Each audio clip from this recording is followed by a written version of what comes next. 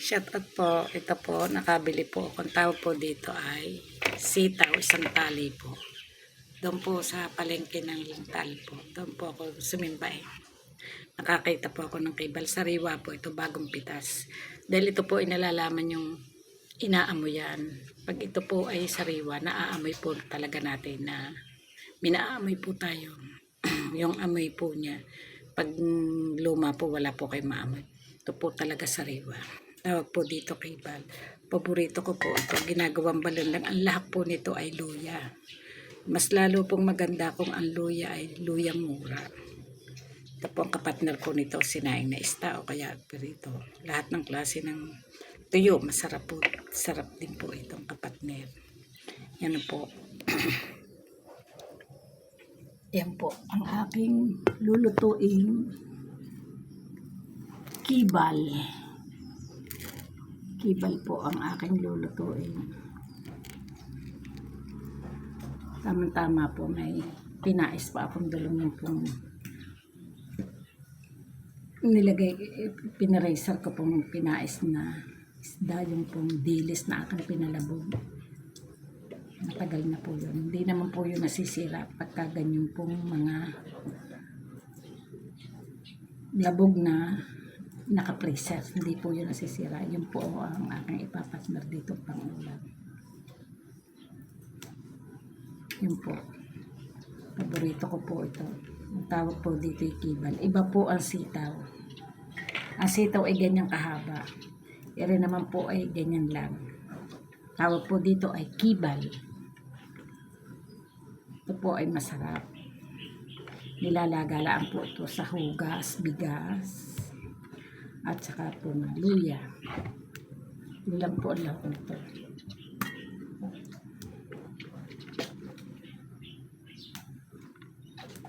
Kaunti lang po ang sabaw para ang lasa niya maano natin. Ano po? Kumusta po kayo? Ano po? Shout out po sa ating lahat. Ito nga po, nakabili din po ako doon ng nilupak na saging. Ito po ang aking natira lang po ito. Nilupak na saging. Masarap po siya. Sa taal ko din po bumili dahil doon nga po ako sumimbaw. Masarap po siya. Hindi ko po naubos. Siya rin po kinain ng mga anak ko. Siya pong inanasal. Kaya, napakahilig ko po sa mga ganitong klase ng pagkain. Yung nakamulatan mga ikaw ay bata. Yan po.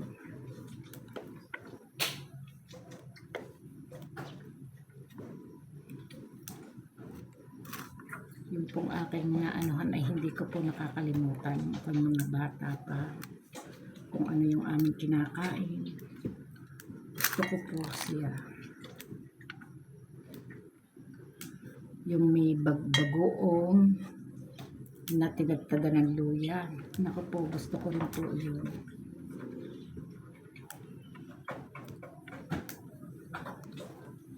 Ang kawang po nito sinaing na isda, pinais, perito, inihaw. Yan po ang kapatner nito. Hindi po nito kailangan ng mga kung ano lahat. Basta luya laang po yan. Luya laang at hugas bigas. Ang lahat nito. Ito po naman ganitong magulang. Ito po ay binibiak.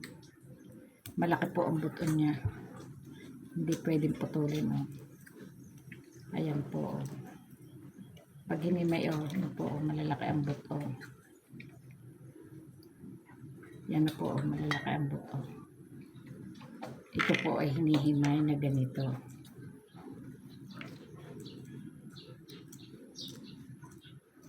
Ito po ang aming, yung ako'y bata, yan ang yan.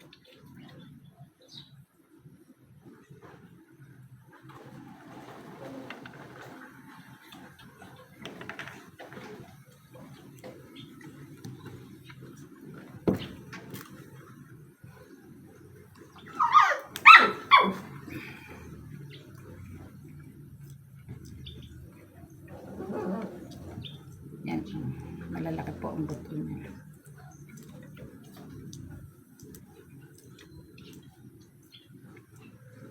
Binibiak siya.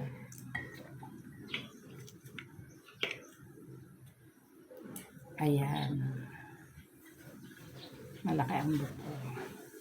Ito po ay inuunang ilagay. Nagpapasulak muna po. Pasusulakan niyo po yung luya sa hugas, bigas. Kasabay na po ito.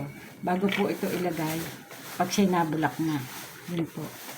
Sana po may natutunan po kayo. Thank you po. Bye-bye po.